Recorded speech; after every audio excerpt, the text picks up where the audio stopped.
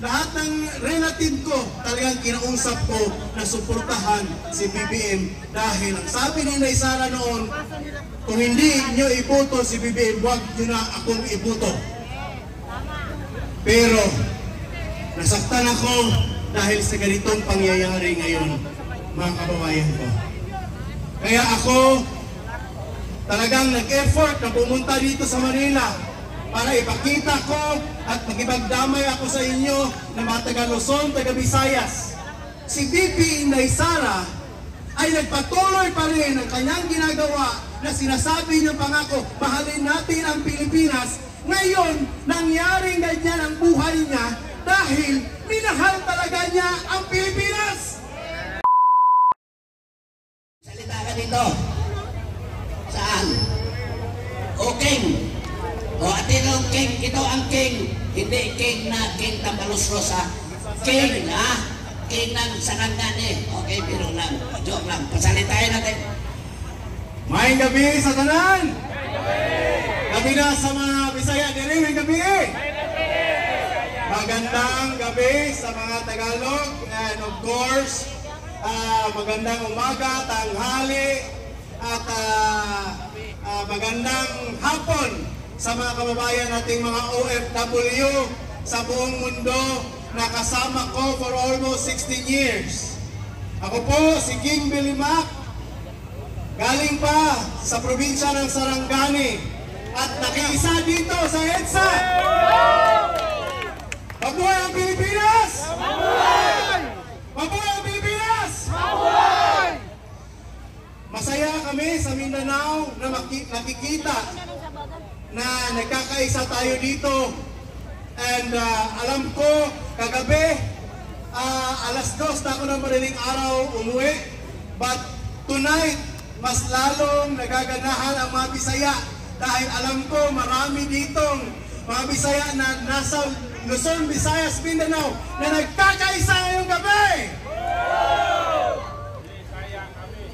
And of course, salamat sa mga nag-organize, na lahat mga volunteer. Itong lahat andito, hindi to bayaran. Walang ni piso ang binayad dito. Lahat gastos nila personal. Ito ang mga vlogger na andito. Nakikita nyo, mga cellphone nila. Hindi mamahaling cellphone. Andito sila dahil gusto nila mag-vlog at malaman ang buong Pilipinas na hindi nakakarinig sa mainstream media at sa vlogging nila, sa SOCMED, naririnig nila ang totoong pangyayari ngayon dito sa EDSA. Mga kababayan, masayang-masaya ako na ngayon, kaparte tayo ngayon sa isang history na naman na darating sa ating bansa. History ng pagbabago. Tunay na pagbabago. Tunay na pagbabago. Dahil alam naman natin na may dalawang promise noong eleksyon. Alam ko, lagi nating naririnig yung nabudol tayo. Ako mismo, kasama ako ng ating Vice Presidente, si Kuya Ben, at ang buong partido ng IPM, Mahalin Natin ang Pilipinas, Sara All For You. Nahihiya ako dahil from Mindanao, Visayas, Luzon, lahat ng kaibigan ko, lahat ng relative ko, talagang kinausap ko na suportahan si BBM dahil ang sabi ni Inday Sara noon, kung hindi nyo iboto si BBM, huwag nyo na akong iboto. Pero nasaktan ako dahil sa ganitong pangyayari ngayon, mga kababayan ko. Kaya ako talagang nag-effort na pumunta dito sa Manila para ipakita ko at magipagdamay ako sa inyo na mga taga-Luzon, taga-Visayas. At alam ko, hindi pa huli ang lahat. Nasa kalagitnaan pa tayo ng administrasyon. Alam ko, marami pang mangyayari sa darating na araw. Masaya ako sa mga kasama ko dito sa hapag ng mga vlogger na talagang personal lang talaga na nag-news kung ano ang nangyayari sa ating bayan. Pero ulitin ko, may dalawang promiso akong dala noon sa kampanya. Ang sinasabi ay, sinabi ni BP Inday Sara, mahalin natin ang Pilipinas, at ang promise naman ni BBM ay babangon tayong muli. Ang tanong ko sa inyo, bumangon ba kayo? Hindi nyo napansin na before nanalo si BBM, yung 1,000 pesos natin, marami tayong mabili. Ngayon, nasa harap tayo ng Robinson. Madira ka na 1,000. Pumunta ka sa grocery. O dyan na lang sa Q-Mart. Anong madala mo sa 1,000? Mafe-feel mo dyan kung ano ng klaseng ekonomiya ang ating dinadaranas ngayon. Pasensya na kayo. Bisaya din ako. Why exercise itong dila? So, ang sinasabi ko, kung si BP Inday Sara ay nagpatuloy pa rin ang kanyang ginagawa na sinasabi niyang pangako, mahalin natin ang Pilipinas, ngayon, nangyaring ganyan ang buhay niya dahil minahal talaga niya ang Pilipinas. Minahal talaga niya tayong mga Pilipino. Hindi lang sa 32 million, kundi lahat ng Pilipino. Bumoto man sa kanya, may yellow man yan, ma-orange man yan, ma-blue man yan, may unity man yan, mahal ni BP Inday Sara dahil ang kampanya niya ay mahalin natin ang Pilipinas.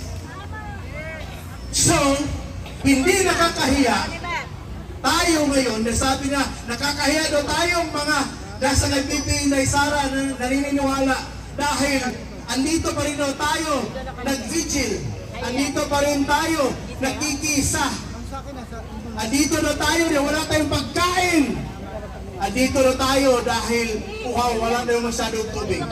Pero sabi namin, kahit mga mahirap ang kasama ko, willing kaming mag-contribute para ituloy ang araw-araw na pagsasama-sama natin dito sa EDSA.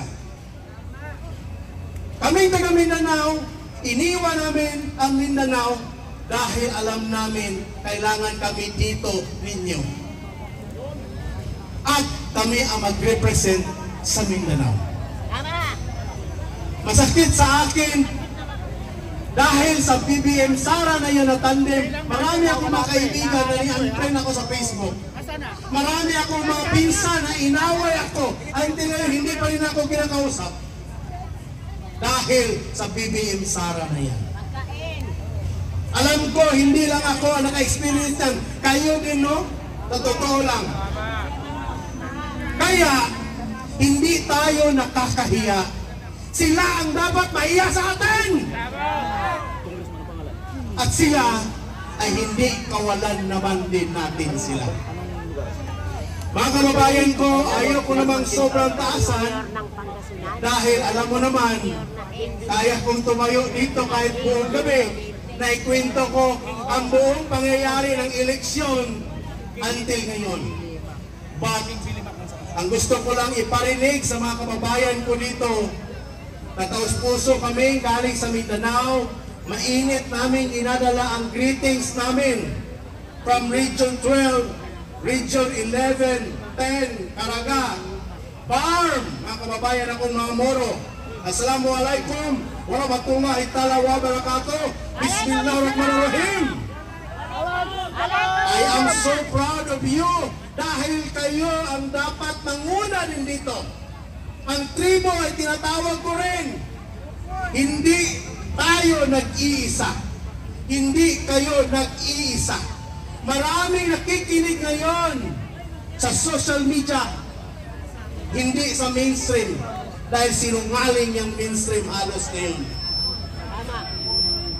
Ngayon, maraming taga Mindanao, maraming taga Bundok na nakikinig sa radyo, nakikinig dyan sa blog ninyo, sa YouTube, sa Facebook. Mas naniniwala sila sa inyo ngayon, sabihin ko sa inyong mga vlogger, kaysa sa mainstream media.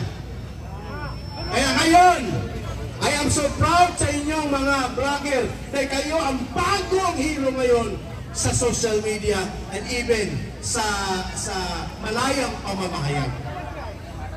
Mga kababayan ko, sabihin ko sa inyo, habang merong tao dito na mamamalagi tagagabi, hindi ako magsasawang samahan ko kayo gabi-gabi dito sa EDSA. Mabuhay ang Pilipinas! Mabuhay ang watawat ng Pilipinas!